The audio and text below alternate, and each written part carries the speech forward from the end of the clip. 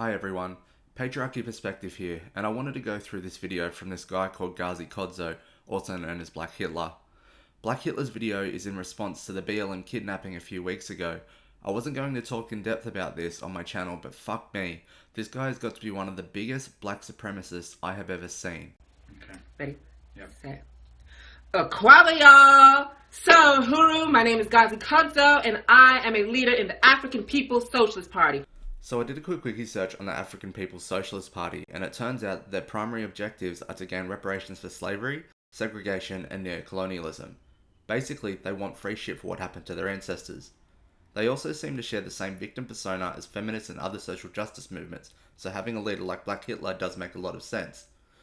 Also, this kind of gives us a sign of what's to come.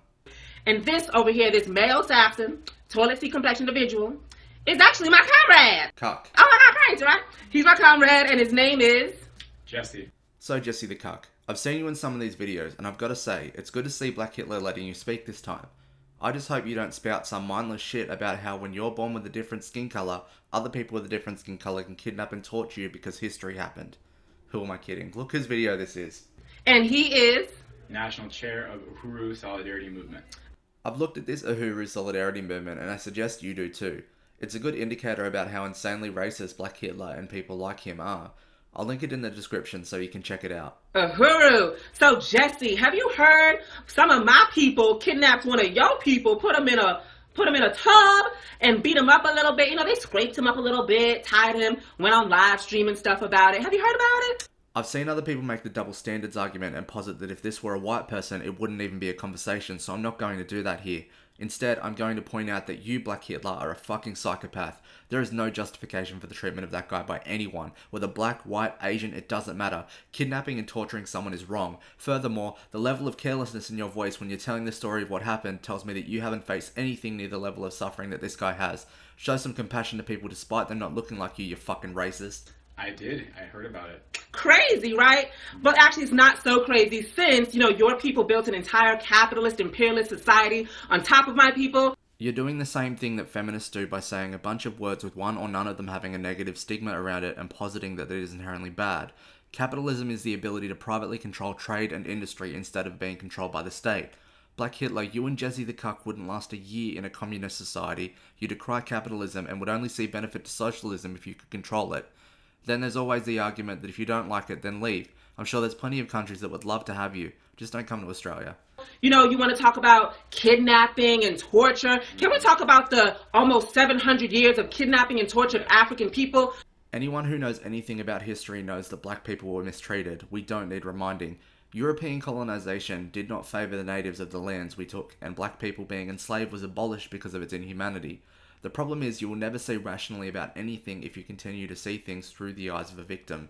The reason why I'm here speaking English in this fluent white girl tongue right now,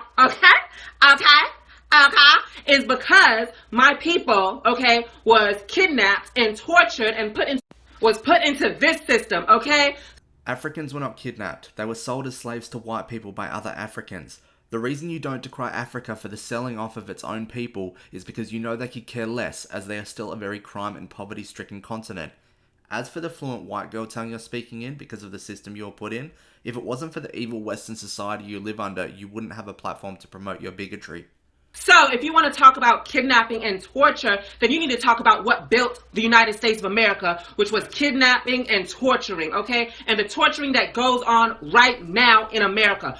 I know you're probably going to start listing some lies about how white people torture black people, but before you do, I just want to point out that there are no legal forms of torture in any civilized Western society, let alone the United States. So I hope you don't start using some ideology-driven argument of institutionalized racism in your list. But we have to watch television and see our children being murdered in the streets, being murdered in the playgrounds, being murdered in beds, getting their water poisoned, having their daddies and mommies pushed into these mass incarceration prisons, which is just, slavery 2.0. The biggest killer of black people is black people. If you're sick of seeing it on TV, then you need to start there. Isn't it strange that violence and murder of black people is a trait shared by African American communities and Africa itself?